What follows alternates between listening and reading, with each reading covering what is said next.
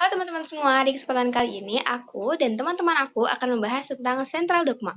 Teman-teman, hari ini masih belum tahu apa itu central dogma? Yang benar, simak video kita yuk. Mari kita tuntaskan. Kita akan bahas sedikit demi sedikit biar teman-teman semua bisa paham nih apa itu central dogma. Sebelumnya perkenalan dulu nih. Perkenalkan nama saya Padani Pakansa dengan NPM 049. Terus ada teman saya, Vanessa Rahel Zaid dengan NPM 046. Dan ada juga Kalista Azura dengan NPM 055. Jadi, apa sih central dogma itu? Central dogma itu adalah sebuah perubahan dalam ekspresi gen, di mana DNA dikonversi menjadi RNA, lalu RNA akan digunakan untuk membentuk protein melalui tahapan berupa transkripsi dan translasi. DNA berfungsi sebagai kode genetik dalam setiap sel makhluk hidup dan menjadi bahan utama dalam sintesis protein. Di tahap awal, DNA ditranskripsi menjadi mRNA yang kemudian diterjemahkan menjadi protein. Pembentukan mRNA sebagai salinan DNA bertujuan untuk menjaga integritas kode genetik karena DNA memiliki peran yang sangat penting dan perlu dilindungi dalam sel. Sampai di sini, pasti teman-teman udah sedikit tahu ya tentang central dogma. Selanjutnya, kita akan membahas tahapan-tahapan dari central dogma. Yang pertama, ada tahap replikasi. Replikasi adalah sebuah proses duplikasi DNA menjadi RNA dengan bantuan DNA polimerase. DNA memiliki struktur antiparalel. Enzim yang terlibat dalam replikasi DNA ada enzim helikase, single strand DNA binding protein, primase, DNA polimerase, girase, dan ligase. Di tahap awal, kompleks helikase primase akan membuka rantai ganda DNA menjadi dua rantai tunggal leading strand dan lagging strand. Tetapi DNA itu struktur yang stabil, sehingga cenderung untuk kembali ke struktur rantai ganda. Strand DNA binding protein berperan untuk mencegah kedua rantai tunggal yang telah terpisah untuk kembali menyatu.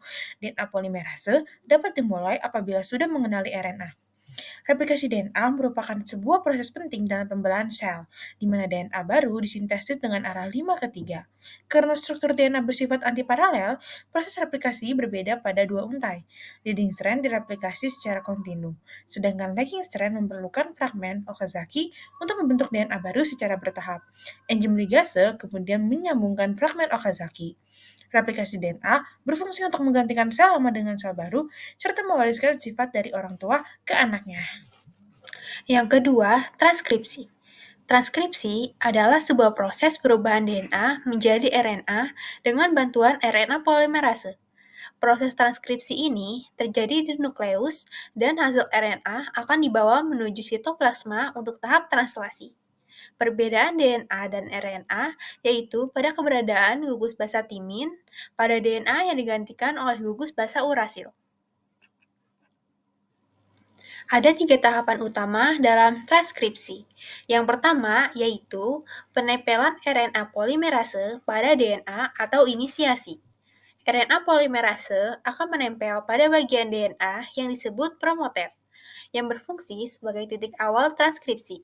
Dari sini, rantai antisense DNA akan bertindak sebagai cetakan untuk membuat RNA. Tetapi, rantai antisense DNA tidak akan mengalami proses transkripsi.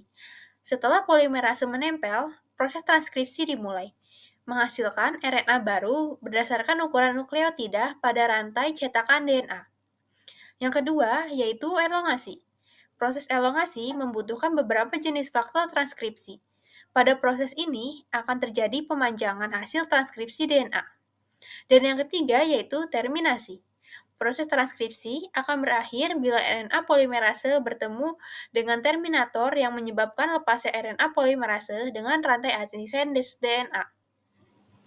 Yang ketiga, translasi. Translasi dalam genetika dan biologi molekuler adalah proses pengubahan ukuran nukleotida pada mRNA menjadi rangkaian asam amino yang membentuk polipeptida atau protein. Transkripsi dan translasi merupakan dua tahapan yang menghubungkan informasi genetik dan sintetis protein. Proses translasi hanya terjadi pada mRNA, sedangkan rRNA dan tRNA tidak mengalami translasi.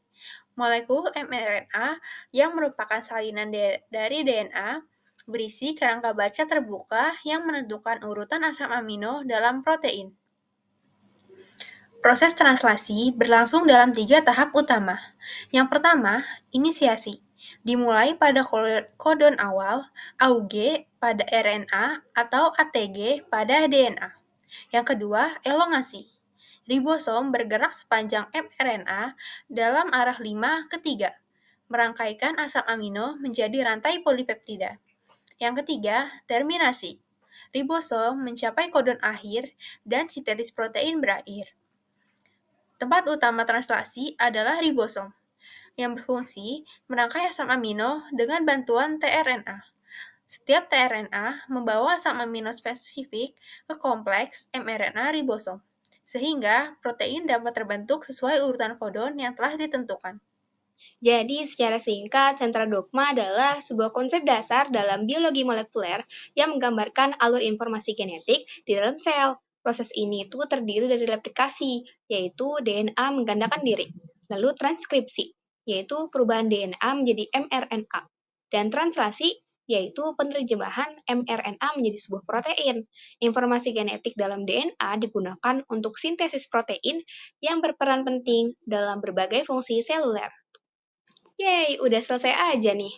Udah tahu kan teman-teman apa itu sentral dogma dan apa saja tahapan-tahapannya. Jadi, kalau ada pertanyaan tentang sentral dogma, jangan bingung lagi ya. Kalau begitu, kami pamit dulu teman-teman. Terima kasih sudah mampir dan bertahan sampai akhir. Bye-bye!